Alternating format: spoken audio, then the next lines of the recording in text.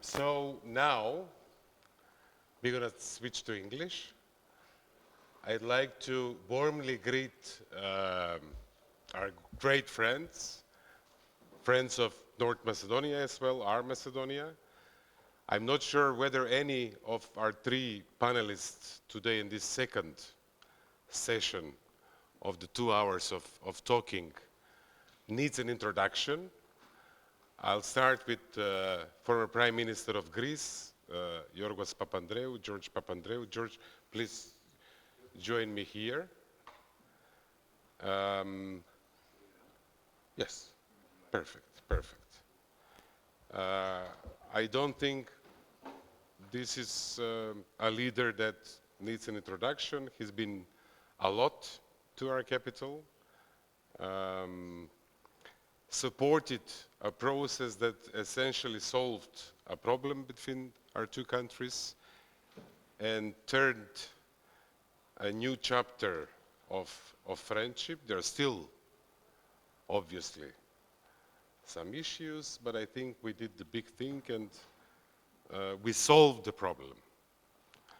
And I think the potential in the relationship, in the friendship between the two countries is indeed immense. So thank you so much, George, for being here with us. It really means a lot. Ambassador Phil Rikер, who is also someone we all know. He was ambassador of the United States here. We also know him from the State Department as Deputy Assistant Secretary for Europe and Eurasia, but also an Assistant Secretary for Europe and Eurasia. And he was the face that we will always remember. I should have double-checked the date when we became NATO allies. We finally entered the organization. It was a long journey. It was COVID, so there was no physical meeting, a delegation visiting Washington, D.C. It was an online event, and even the Spanish Senate ratified the accession protocol online. Thank you so much, Phil, for being here, for making the trip. We very much appreciate it. And we have Mr. Pribе, who was also kind enough to make the trip and come here, whose name is also, I think, a legend. What he did was he gave us the recipe, how do we fix the country? A blueprint. He was here in 2015, difficult years where when the European Commission defined our country as a captured state, meaning institutions in the hands, in that case it was more one person, but definitely in party political sort of hands, not in the service of the public interest. Now we will discuss it. I'm not sure that we have, probably there were some steps, but by and large we still face the same problems. And I'm going to start with you. I'm going to join you now. So I'm a bit confused with the microphones. Excellent. So we won't have introductory speeches or prepared statements. To make it a bit more dynamic, we're going to have a conversation. And I was going to start with Mr. Pribе. I won't ask you what went wrong. Whether it was the ingredients of the recipe or the chef was not right, because this is more on our side, right? And I'm not sure that you followed all the developments here to be able to make an informed assessment. But in the context of the preparations for this panel, I think you are up to date with many of the most recent developments, some of them scandals, some of them very sad developments, including what I mentioned, which is the reform of the public administration is going too slow. There is still not enough meritocracy in the process. And I think you met also some people apart from me today, and you know about this last couple of days and the development in the Judicial Council, which is, imagine, the constitutional guardian of the independence of the judiciary. And it was completely upside down, and we're all, as a nation, somewhat puzzled how to react, what to do, but this is definitely not the right thing to do. So I'm going to ask you, what would you do in our shoes? First of all, is reform possible? Can you really change the system? We now have learned the lesson that change of power is not enough. Maybe it can be part of it, but we need to change the system. And I'm gonna, if this is, yes, perfect. Thank you very much, Nicola, and thank you for inviting me for this discussion. I'm very happy to be here in Macedonia again after a few years. You initially said that I wrote recipes. Well, first we were a group of rule of law experts. It's not only my recipe. So if something went wrong, and I think there's a broad agreement that many things went wrong in the last years, was the recipe wrong? Was the recipe not well formulated so that it was not comprehensible? Or were the cooks not be able to read the recipe or to cook according to the recipe? Well, I think when we finalized the two reports in 2015 and 17 on systemic shortcomings in the area of rule of law, that was our subject, all who participated in the drafting of the report knew that it would not be a question of a few weeks or days or months to make huge changes, that some of the recommendations we made, not all of them, would take a long time of adaptation, and not so much of adaptation of legislation or constitutional frameworks, but rather adaptations in the, well, whatever you call it, in the behavior, in the culture, in the traditions. And that is particularly true for the judiciary. And I'm not saying this because I have been in my young years for a few years a judge in Germany, but the key for the functioning of rule of law evidently is the functioning of the judiciary. And this is an issue, and there maybe the authors of the recipes did not say that clearly enough. For an average citizen, it is not so clear how essential the functioning of the judiciary is, not only for the rule of law, but also for the functioning of the democracy and for the respect of fundamental rights, for everything. And well, we have now around the world one country where people go on the streets for weeks because of reforms in the judiciary to the worse. And maybe this is an example where people realize how essential the functioning of the judiciary is. You will not manage to force me to comment on events which are so recent that I even haven't understood what it is about. But let me only say one thing, and if you want to have an independent judiciary and an efficiently functioning judiciary, you need a lot of energy coming from the inside of the judiciary. You will not have an independent judiciary if the judges themselves have not a deep feeling that they are independent. And you will not have an independent judiciary where you have presidents of courts taking the courage to instruct junior judges in their courts what they have to do. Something where that would never have happened in my countries. And if when I was a young judge it would ever happened, we would have gone as 28 years judge immediately public with that, and the president would have lost his job within 1 month. So many shortcomings we identified in the reforms can only be addressed if there is a will to make improvements from the inside. not from the outside, not only recommendation from the outside. And that's what we called, it might sound a bit arrogant, cultural changes or behavioral changes. Now, I had always understood, coming from a country where we don't have a high judicial council, it's not in the German system, we are amongst those countries which don't have that, and Germany has been criticized by that, by the Venice Commission, by the way, of the Council of Europe, how they nominate politically their highest judges, but it seems to function.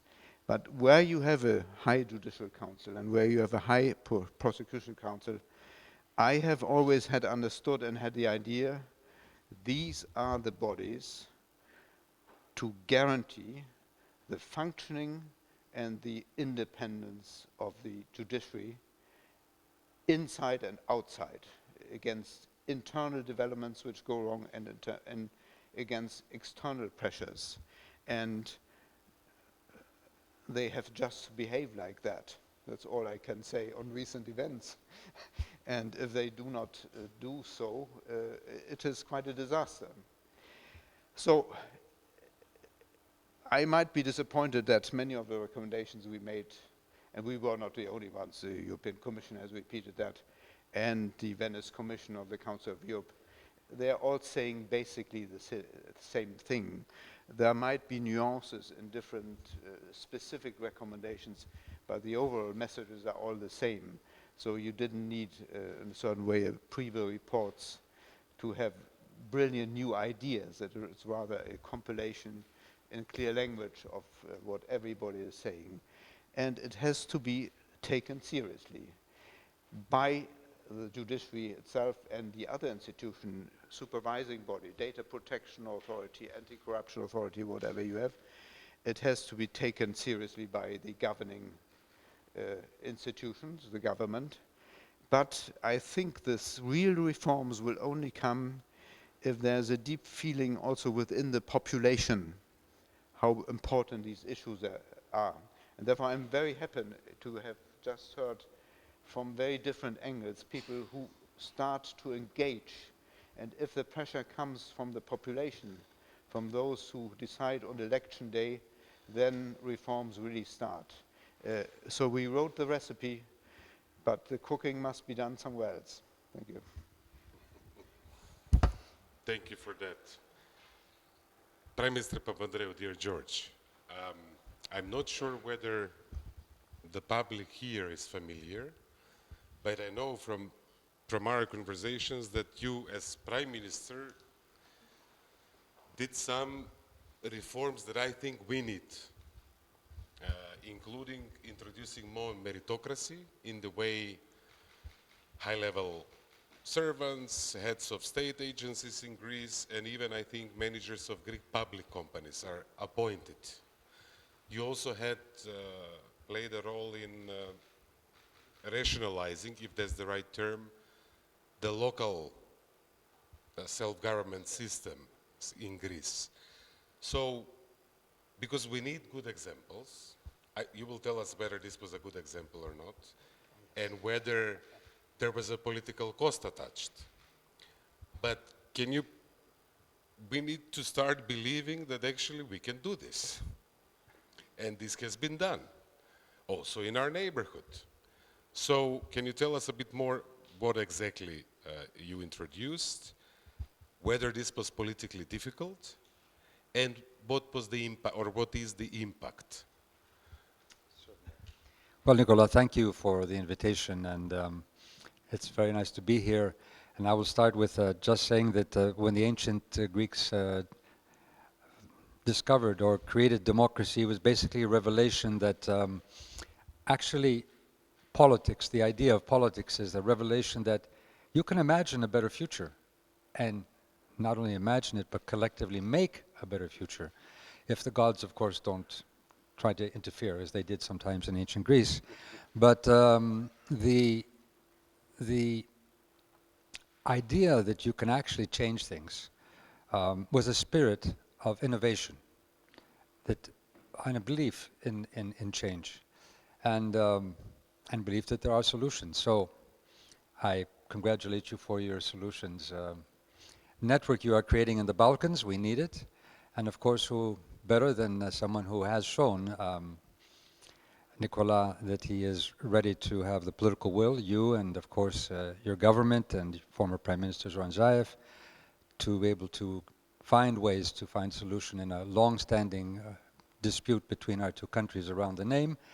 And despite the fact that it was, there is so much controversy in both of our countries at the time, I think the relations have been getting better and better and will continue to get better, and I'm very happy for that, as well as, of course, hopefully that the path to the European Union will be one much more dynamic without problems. I won't get into that whole issue, but we, of course, are supporting you, and there will even be, the Council of Europe is going to have a big meeting here in Skopje in next fall from parliamentarians from all over the region, particularly to help boost the idea of change and reform for the Balkans, Western Balkans, for being part of the European Union.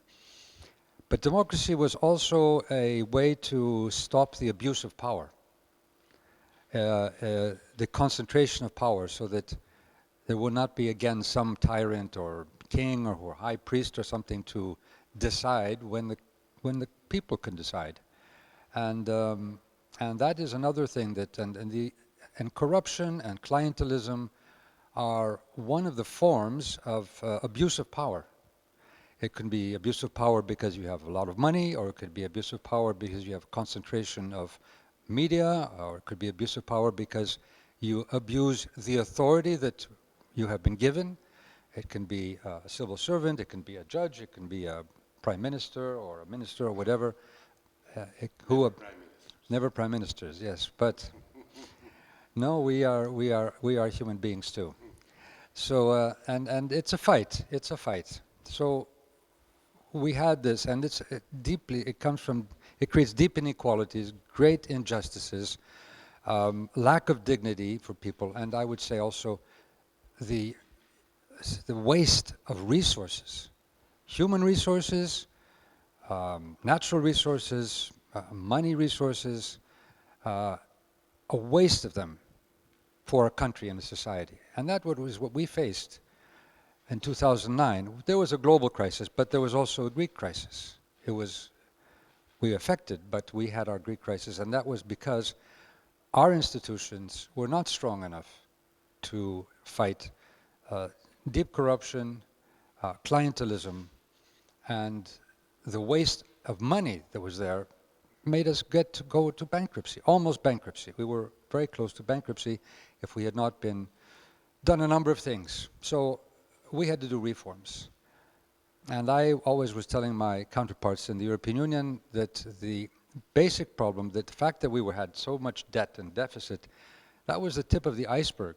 That was to cut that was not really the big problem. That we needed to cut that too, of course, but down deep, it was the institutions that were not working well. Our statistics were not correct. They were doctored. So we had to create an independent statistics institution. So now everybody agrees with the Greek statistics. It used to be the quickest joke, as they said in Europe. So then we tried to see where we could fight. One big issue, one big way, is transparency. Transparency is very important, because we always sometimes think, well, let's make a committee to fight the corrupt and so on. No, committees, no, they will get corrupt too, possibly, or they will have a problem finding. So transparency, it really opens up to the public. And so what we did was an ancient Greek idea. The ancient Greeks would publish all their finances on the walls, and the citizen could go and take them to court if they did not think this money was used well.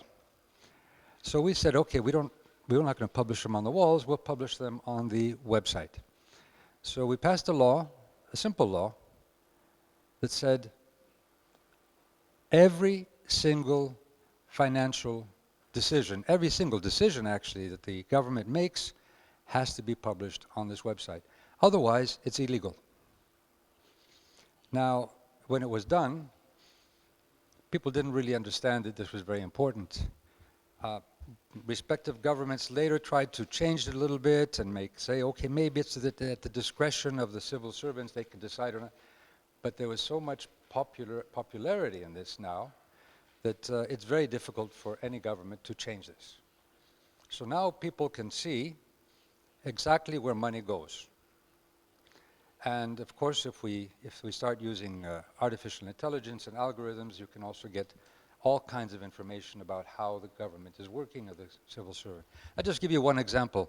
Here in neighboring Thessaloniki, when we put all these decisions on the web, one of the big universities of Thessaloniki had to publish all its finances, of course, and it was seen that for cleaning of the university, they were paying 1 million euros a year. The next year, just because of transparency, it went down to 400,000. And there was no intervention or something. This was just because of this. Another thing we did was we had corruption in the medical sector.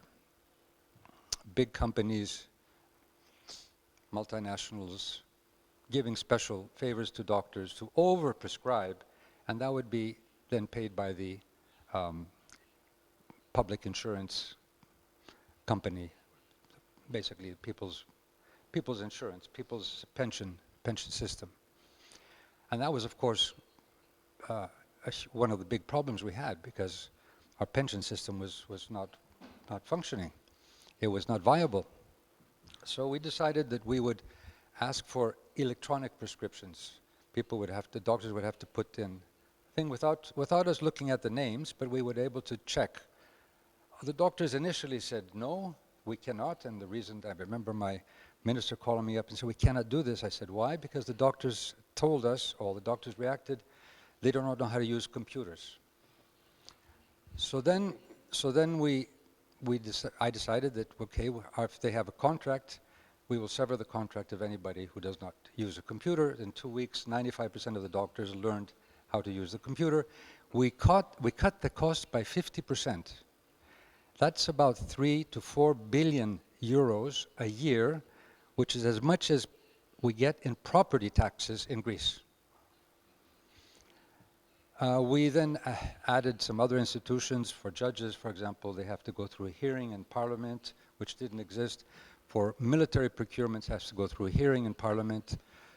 All our laws have to go through a procedure of wiki laws, we call them. They have to be published, and people can then make their comments, and then they come back to the cabinet to go to the Parliament. And of course, we also had an open government system, so people could see all our decisions, but we also published all the positions, the high positions of the public sector. So if it was the general secretary of a ministry, or if it was the head of the electricity company or the oil company or whatever, we said all these positions we will publish, and we will then make a meritocratic choice of who are the best for these positions. It was not easy, because we got 28,000 applications for something like 200 positions, and this were from Greeks from all over the world, actually. There were Greeks coming back? Yes, we had Greeks coming from London, we had a big train accident a few weeks ago, unluckily, but the person that we brought in was from Texas, and he was working with trains in Texas, Greek, and he actually reorganized it. Unluckily, he was kicked out at some point, and then we had this terrible accident. But so you have to continue fighting. There has to be a political will, because you can backslide on these things too. The importance of this is we found people that, when we say meritocratic, of course there was not a party, but a political direction. For example, in the electricity company, we wanted to go to renewable energy. So we wanted somebody who knew about and believed in renewable energy, and we actually found somebody who was head of the Renewable Energy Association of the European Union. So we brought him in. So these are the type of people. So, and of course, some of these people now have made a career afterwards, either in politics or in business and so on. But I think this was very important. But I would add what Mr. Pribbe said, of course, that there is the technical solution. Some of these are technical solutions. So you have the computers, you use a technical solution. But I think it's even more important over a long time to create the culture of this. That is when you can really do a lot, and that is when you are not allowed to do backsliding. So when now everybody in Greece can look in the computer and see what is being paid by the government, and they feel that this is the culture of transparency, it's very difficult for anybody to backslide. And other things where they are not so involved, they feel maybe, or they don't understand so much, then this clientelism can come back. So I think this is, one of the major things. Yes, we can do things if there's political will. There are good solutions. There are good ways to do it. But we also need to develop the culture. That's why I am trying to put, particularly in Greece, but also in the Balkans, I'm working a lot on how we educate young leaders to fight for these new types of not new types, even old types, because this happened from the ancient times, but this type of rule of law, feeling that, the rule of law and not the law of the powerful way of politics where we bring in principles, which in the end benefits the weakest, actually. The weakest are protected when we have true rule of law in democratic societies. My counterpart Koutsias used to say, everything is from ancient Greece. You said this idea was from, is it everything? That's the big fat Greek wedding culture, yes. On political will, I had a recent conference where the Romanian experience on fighting corruption was discussed, and the experts from Bucharest said, people asked them, so how did it work? What was the key? They said, legislation is important, decent institutions are important, but they said Romania started fighting corruption seriously about 2005, 2 years before they joined the EU. And they have had ups and downs, and the ups were when the biggest pressure coming from the Romanian public, when for Romanians, fighting corruption was #1 priority. So pressure by the citizens, and they said, you also need champions. You need few people of integrity, hopefully more, that will be up to the challenge. And then they said, if the European prosecutor Kövesi decides to become a president of Romania, she wouldn't need a campaign. This is the power of integrity, in a way, on this issue. So I think, hopefully, when there is no political will that is growing naturally, maybe we can push them to make them, so that if you want to be a popular, you have to fight corruption. This is also, in a way, a political way. Phil, thanks a lot for coming. You made the longest trip. It's good to see you. You know this country and you know many people. You have many friends in the political world, in the business world, in the NGO world, in the media. How does it feel to be back? I'm going to dare to say, maybe you can make a comparison in your days. I sometimes relatively aggressively say, we used to be a story of the good fighting the bad, and now both of them are ugly. Maybe I won't say that, but I'm going to say, it's fair to say, it's difficult to say now and to see who is the bad guy and who is the good guy. It's a bit gray. So you come at a moment where the mood in North Macedonia is actually troublesome. And it's not me, it's the people, the polls. Over 62%, we are hardly a democracy anymore. Even more think law is not equal for everyone. And Eurometer, almost 78% think the country is going in the wrong direction. So what would you do? How do you see the situation? What is the signal that you're getting from all the people that you have met since your arrival? Not everything is gloomy. We joined NATO. Exactly. It's an important thing. But then people tell me, you talk about geopolitical stability. What about, is it safe to go to a hospital? You know, is it safe to cross the street if there is no law enforcement on traffic? So we are in a phase where our institutions are failing. And this is why I'm doing this. I think we need a reset. And this won't happen on its own, even with friends like you. This is our job. So maybe you agree or disagree, but I'm interested in your impressions. How do you see, compared to, let's say, your time? Well, thanks, Nikola. Let me first say, Blagodaram, Povtorno sum doma. It's great to come back. I think I've owed you this visit because when I was assistant secretary and you joined NATO, I had promised to come. And because of COVID, the pandemic, there was no travel. Nikola, my friend, we share a lot in common. I was United States ambassador here. He was this country's ambassador in Washington. He made a tremendous impact at that time. Played a pivotal role. I do feel I have friends here. I see many friends in the audience. Just in 36 hours I've been here, less. I've seen a number of friends. The technology today, the so-called social media, I'm not a big fan of it, but it does help us keep in touch.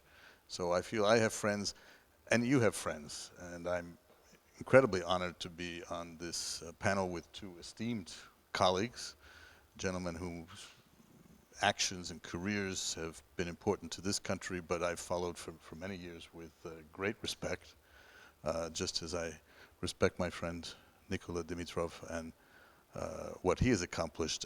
I'm delighted to participate in really the launch of this Balkan Center for Constructive Politics Solution. And there are such key words in that, the most important ones, constructive and solution. And you know that when you're constructive, when you work together, you have the capability to find solutions, and you've talked about that. When I was ambassador here, every single day I was asked, what about the name issue? When do we join NATO? And I would say, as Nikola said earlier, bitkite vaš. You know, it's not my job to do that. It's yours, and you did it. You did it with the help of friends, and you have friends, experts, other countries, diplomats, business people. I'm now in the private sector. 2 months ago, I told Secretary Blinken I was going to move into the field of more commercial, private diplomacy. But you still have friends, and the private sector plays an ever more important role in my country, in your country, all across the world. Trade, investment, critical for moving ahead, critical for supply chains and things that we learned about during the time of the pandemic. So indeed, what I've heard and what I've seen is a lot of frustration in this country. Everybody I talk to is frustrated. Frustrated that you haven't moved forward, frustrated by the clientelism, by the corruption. Now, you're not alone in facing challenges of corruption. We face it in my country, but you have to deal with it. You have to look at it and make a decision that you're going to use all of these tools that you've been given to change the way you do business. Now, you did it with NATO. That was an enormous accomplishment to become a member of NATO, a country that was not an independent country 40 years ago, but yet is considered today an incredibly valued ally of the United States and the other now 30 countries in the alliance, soon to have Sweden as well. And that is an enormous accomplishment because it provides you security, and it shows that you can meet very high expectations and necessary qualifications by focusing on what needs to get done. What your military does, what your Ministry of Defense does, is highly respected in terms of capabilities, in terms of deployments, in terms of exercising and being a valued part of this alliance, an alliance which has brought stability and security to its region for over 70 years. And it's allowed the region in which the alliance provides that security to have a level of prosperity that was unimaginable at the end of World War II. And I think it was unimaginable in Macedonia at the end of some of the very difficult periods that you went through. But you came through them with the help of friends, with solid principles, and that's what an organization like this can focus on. We're really talking about education, and that's what I think is crucial. Since I first came here in 1997 to work at our embassy, we focused on what we call civic education, teaching a culture of civitas, of the role of a citizen within a democratic, free market society that had principles, which we believe that we broadly share. And that is what's crucial. You've got to build on that civic society. In the United States, we have challenges with this too. It's something you have to work on and practice every day. And you've got to put your nose to it and really be determined to make those changes, each and every one of you. I know it can be done here because we saw it with the NATO membership, which is so crucial. I know there's another conference going on that's about the whole idea of ESG, very popular these days. ESG in the Western Balkans. I often talk about ESG, environment, social issues, governance, but I also say that the S is about security, because without security, you cannot focus on social issues.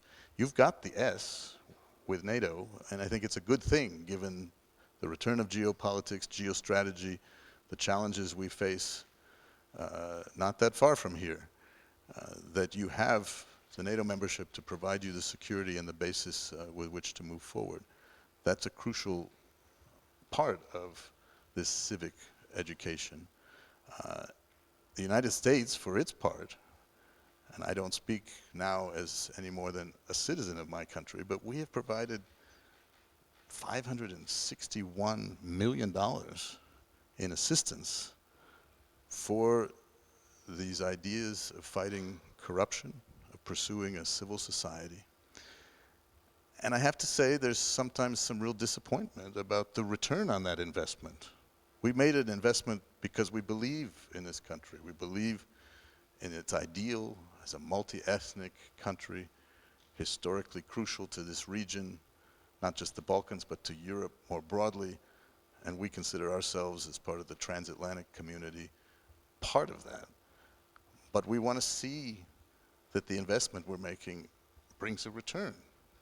Not for us, but for the people of the country who expect that. And that's why I know our embassy speaks out and talks about the importance of this, the frustrations reflected in the voices of all of you. You're the ones that count and matter. And I know that you have it in you as a country to make these changes. But it requires a real look at and being constructive, not just politics, but being constructive to to find the solutions which will take you to a different place. A quick sub-question, and I won't go in a second round because we need to include the audience. Can you do the job for us, the US? Or we have to do it? Bitkite je vaš. You have to do it. Rhetorical question. You have to do it, you can help. A final thing I'll say that is part of that, and those of you that remember, some of the journalists will remember very well, I found here from the earliest days, but it's certainly gotten worse, this nashi-vashi idea. Everything is a nashi and a vashi. And it has to be more sita nas, all of us together. Again, you're not alone. In my country, as you all know, because you see it in the news, you've seen our history, there's also frustration. And we've broken into a nashi-vashi. We need to go back to our founding principles, e pluribus unum, borrowing from the ancient Greeks and the idea of democracy. When we found a tyranny in the 18th century as 13 colonies that we weren't going to put up with anymore, we established a set of principles. We did it. We had friends who helped, the French, the Dutch, the Greeks, but we had to do it. And it took great minds coming together and saying we're going to have a set of principles, a civic idea about what this country means. And we've gone through all kinds of issues. Ethnic issues, does that sound familiar to people in this country? Macedonia, as was said in the 18th century by many Europeans, the key to peace in the region is Macedonia, this mixed country and region. Well, we believe that this country is actually the solution to that, whatever it's called. And now as the Republic of North Macedonia, a democracy with free markets, multi-ethnic, with rights and justice, you can too be successful. You can get your younger generation to want to stay here and do work and make those differences instead of all of them, one should never say all, but so many of them only looking for how can they get out. You need to bring back, like Greece did, experts that you have who've taken advantage of educational opportunities, gone abroad. Bring them back. Give them a reason to come back and do that. Not because it's nashi or vashi, but sita nas. This country, all of its citizens working together. There's a place for politics, but more important, there's a place for true governance. Governance which leads to solutions to the problems that you face, working with your friends to move forward and break the cycle that you've gone through for so many decades now. Thank you. So now we're going to give the floor to the audience. We have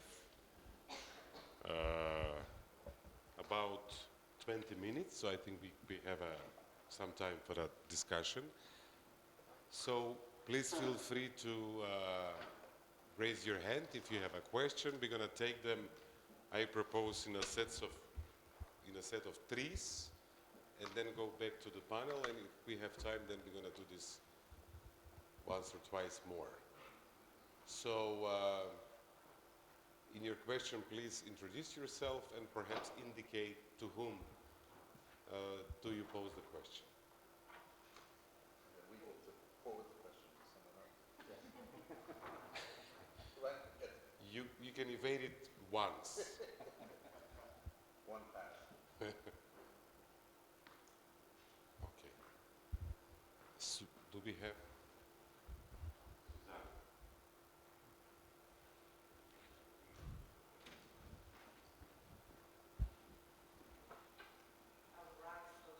Everyone can see me. Good evening.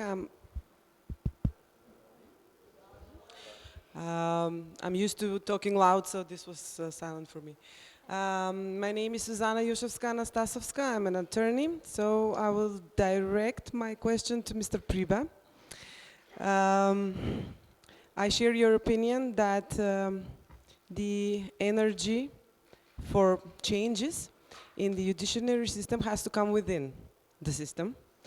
If we translate that, the prosecutors and the judges themselves need to recognize that there is a problem, first of all, then to want to change that. So my question to you is, since I've been in the part of this system for 18 years, I can recognize that within the judiciary system, they are, as we call them, islands of integrity, but they are somehow asleep or somehow silent or become silent over the years. What do you propose? Do you have any idea or do you have any advice or recipe to give us how to awake that energy, how to wake them and make them or inspire them to have that energy within and to show so that they can inspire other judges? Thank you.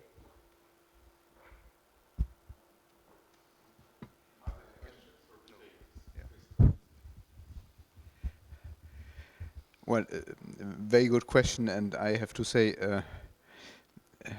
people always ask, what shall we learn from the so-called Pribе reports? But I also learned quite a lot in doing these reports. And your question reminds me that in preparation of the reports, we have, I think, we had each time 40, 50 meetings with different institutions.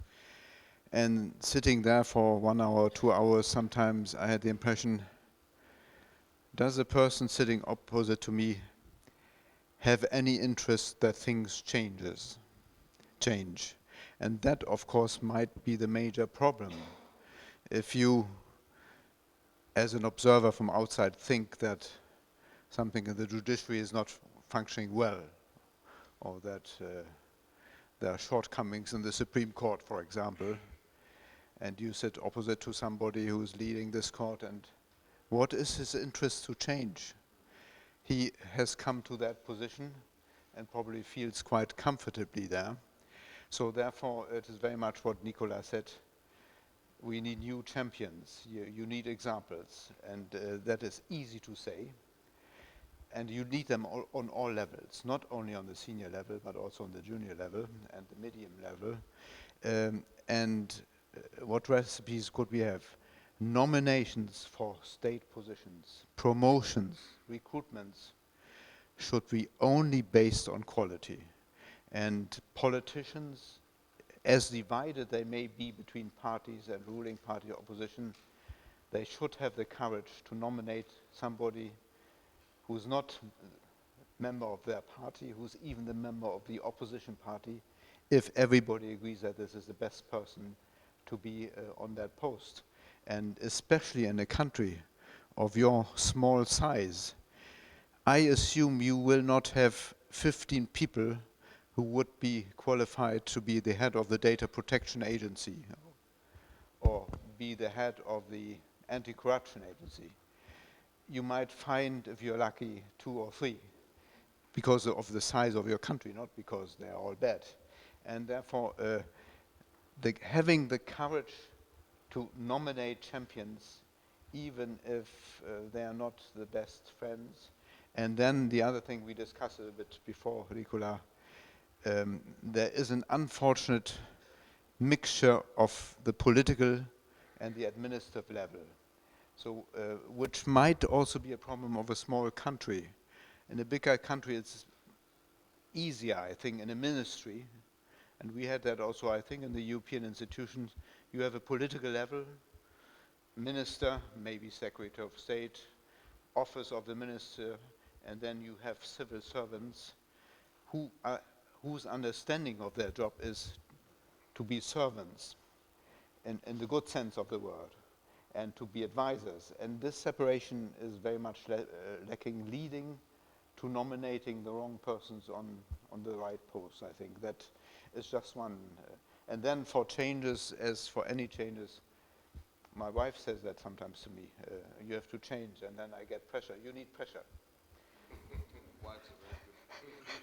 From all sides. From the population, as I mentioned, from the press.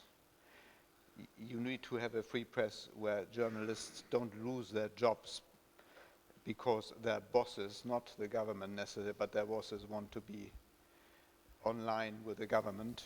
And you need maybe also some pressure from outside, maybe Prime Minister Papandreou, when you did all the reforms you mentioned, you also had a little bit of pressure from outside.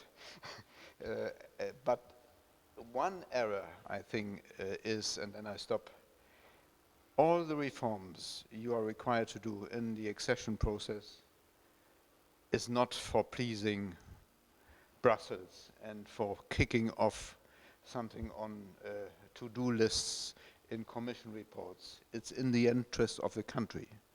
Independent judiciary, less corruption, and so on.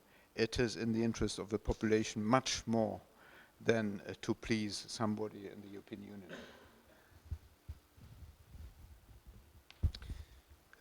There is a fiction, even among intellectuals here, that we will fix our problems if we join the EU. And I don't know anyone who wants to react. Maybe we're going to take one question and then. I'll just say one quickly. But let's say we join the EU today. Before the party, outside, we have a call from Brussels. Congratulations, you're in. This is the same country. There are actually member states with backsliding, with some problems that are incomparable in terms of weak institutions, not enough progress in fighting corruption, not enough results. So we're going to save the country and keep the youngsters here if we make the changes. Because if we join unprepared with our own passport, you're going to be able to work elsewhere. We will only accelerate migration and brain drain. So the idea that somehow the process without doing the work at home can help us, I find, but we are there. Maybe this is because of the long wait. Partly you're to blame for that. I just wanted to say something because it's important, because Mr. Pribbe said that we had pressure from the outside. We did, but of all the reforms I mentioned, none of those, not one of them, were asked by the Troika, except for the statistical, because they were basically looking at cut the wages, cut this, cut that. They did not look at as much, and this was one of my problems, the institutional issues. They said these are long term, and so, but I think we also have to think of, we are part of the European Union. You are part of the European Union even if you are not yet a member, because we are so interlinked. And if there is backsliding in the European Union, there's backsliding in our countries, that affects what the European Union really represents, and what we can do in the world and how we see the world. So I think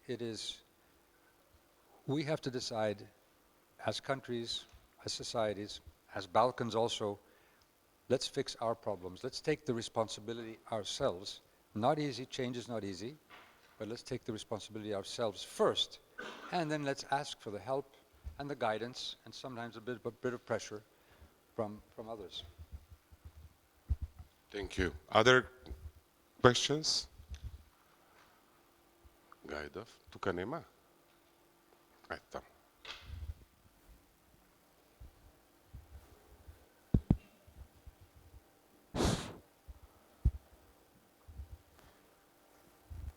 It's a question from Professor Pribbe. 5 years ago, in Macedonian Academy of Sciences, sitting just near you, next to you, I warned you that your 5 proposals for Macedonia to be Greek state, country of law, is without teeth. Your proposals didn't bite. I warn you without the law for confiscation of the illegal wealth, this country could be country of law. Ex-American ambassador in Skopje, Madam Kate Burns, used to say that Macedonia continued to be country without culture of punity. So without punity, you couldn't expect our country to be country of law. Thank you, Professor Pribе.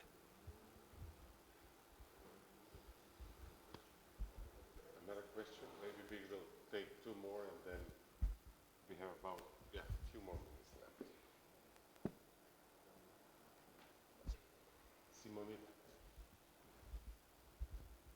Thank you very much. Simonida Kacarska, European Policy Institute, Skopje.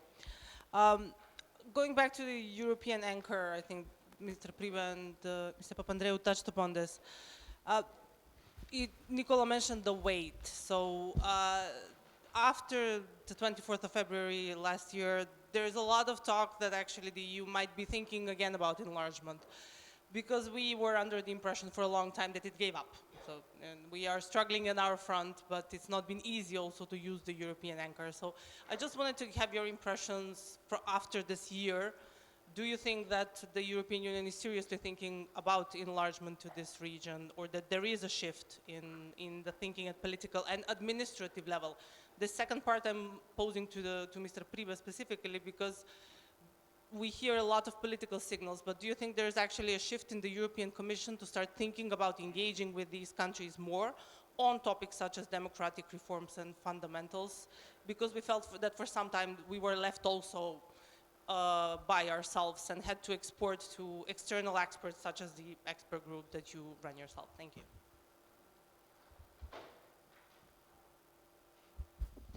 Would you like to? Sure, yeah, sure, of course.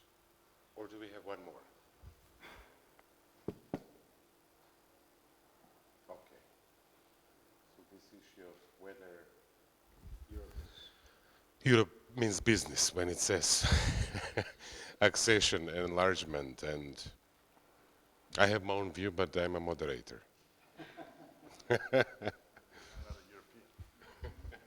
I'm sure Mr. Pribbe can say something about that too. Well, first of all, when we were in the presidency in 2003, I was then foreign minister. We did the Thessaloniki summit. We pushed, and everybody was very excited and very happy, I think, throughout Europe and, of course, the Western Balkans, that the Western Balkans would be part of the European Union. And I still believe that.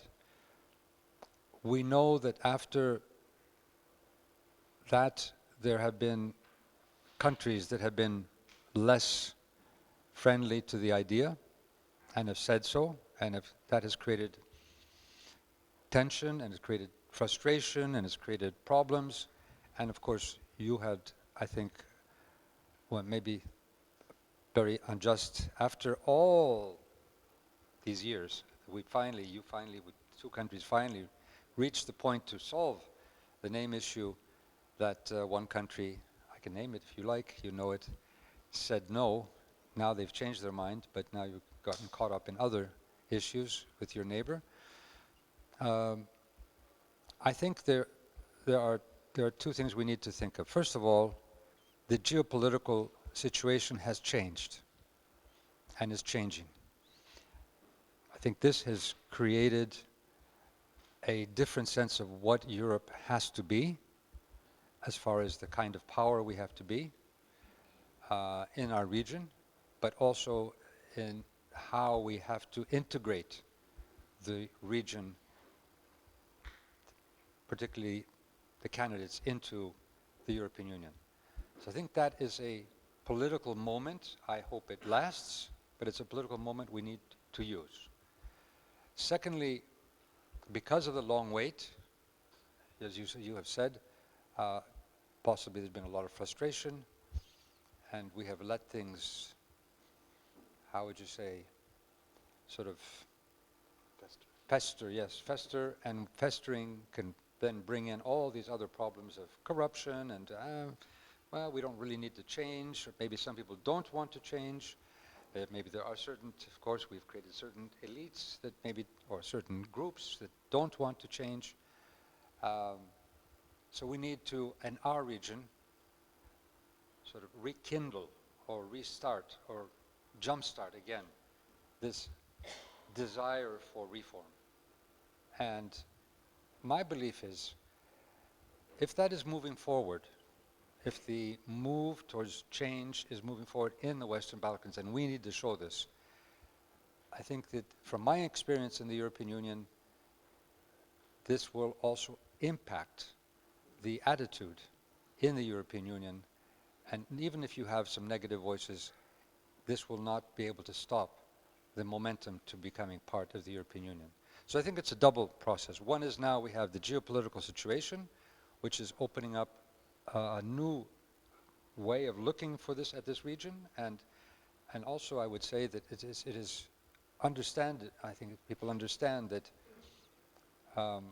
we in the Balkans, you know, we have always looked for our protectors, small countries, different ethnic groups, fears, you know, and so all through our. I mean, when Greece was liberated in 1830, we had three parties. Three parties. You know what the names of them were? The British Party, the French Party, the Russian Party. So we looked for protectors. And the European Union is actually, and it is a much more, I think, than maybe some other countries in further north or so on, or those countries that have been stable and democratic for so many years. I think it's much more vision for really a strong vision for us, because it is a feeling that we can live together in peace, different cultures, different ethnicities, get away from this balkanization, and I think this is what we need to show. So I see that sometimes we are more European in our hearts, at least as what we want to be, but this also does mean we need the champions, we need the people that will stick their head out to take the risk, we need the political will, we need the examples, the best practices, and we need to work together. Because I know if you feel alone in North Macedonia as trying to solve the problem, but it's very different than if we together, the forces that want to see these reforms, work together. And this is where your solutions network can really help. Work together to really support each other in the fight to make these deeply democratic, transparent, rule of law countries on our path to Europe. So thank you very much. So I'm going to stand up. I have 2, 3. You want to say something about this? I can make this final. Please. How do you want to do? Please. Just to echo as the non-European on the panel, and the United States obviously is not part of the European Union. We cannot make those decisions. We believe that the Republic of North Macedonia belongs in the European Union. That's part of our policy. It's what we've agreed with the European Union many years ago. But that's decisions that have to be made by all of you Europeans. That said, I go back to the importance of what made our union a union, the United States of America, with government of the people, by the people, for the people. Not about parties, not about political parties. It's about governance. It's about finding solutions all together and keeping that in mind and not falling prey to the fears. Nicola mentioned people afraid. Can I cross the street? Am I safe? Fear is a very negative emotion. Fear and anger are negative emotions. And even in my country, when we have succumbed to fear and anger, it has not been the best for the outcomes. Use the tools you have and use the education you have, the friends you have, to move forward. Don't be apathetic. Don't give up. be optimistic. It's not a Balkan trait. But actually, I've found living here in this country and spending a lot of time in the broader region, that there's an underlying optimism, and you can tap into that. And just for the last word is I want to thank again my friend Nicola for leading this new institution that can make an impact. And much of that is through education, as I said, civic education. And in that regard, I also want to thank our host this evening, M6, Mr. Jovanovski, Sveto, because it's about education. And that is so critical to moving forward. So thank you. So, Reinhard, do you want to also say something, closing words, or? Okay, please. What I already said now, the European Union is not a paradise on earth, and not everything is bad on the Western Balkans. And I very much share the impression of the ambassador being here from time to time. It's not that you think you are in a totally desperate, sad world, and there are many problems within the European Union as well. And don't wait for the reform of the European institution. By the way, they have been constantly reformed. And I decided for myself not to spend my years of retirement in criticizing my former employer. But I think what has been a huge mistake not to keep to promises. And that, I think, to be very frank and outspoken, this is something the European Union will regret for a very long time. And I was just making the reflection, the first European community was created in 1952. And it was 6 states. It was the European Steel and Coal Community. Imagine for a moment that at that moment the German foreign minister, which happened to be Adenauer, at the same time as Chancellor, would have said to the French foreign minister, listen, I'm only ready to create this community if you modify your constitution and recognize the rights of the German-speaking minority in Alsace and Lorraine. We would never have had a European Union at all. So sometimes people have to jump over their shadows. We say that in German like that. And in recent years, I have to say, I'm not speaking for the European Union in any case anymore, but there have been heavy mistakes also been made. When the EU says this is a condition for going forward, not for membership, but just going next step, and then the condition is met with your active help, by the way, and then coming with something else, was not under the control of Brussels in any case. That was very bad, and that might have damaged the enlargement process more than some shortcomings on the rule of law in some countries in the Western Balkans. Zeitenwende. Wise closing words. I'd like to ask the audience to join me thanking our panelists, our guests for this evening, but also the fighters and the activists in the first part of this session. We have a lot to do, and I think the message from here was do it together and fight for solutions, and we're going to continue to do that. I'd like to thank M6 and Sveto for their hospitality, all of you for being here. And I'd like to thank my colleagues from the Balkan Center for Constructive Policies.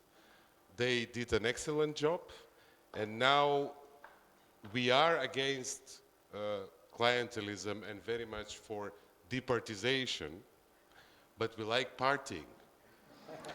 So now we invite you all for, I think we have a great band and I think we have a great wine. Thank you so much for being here.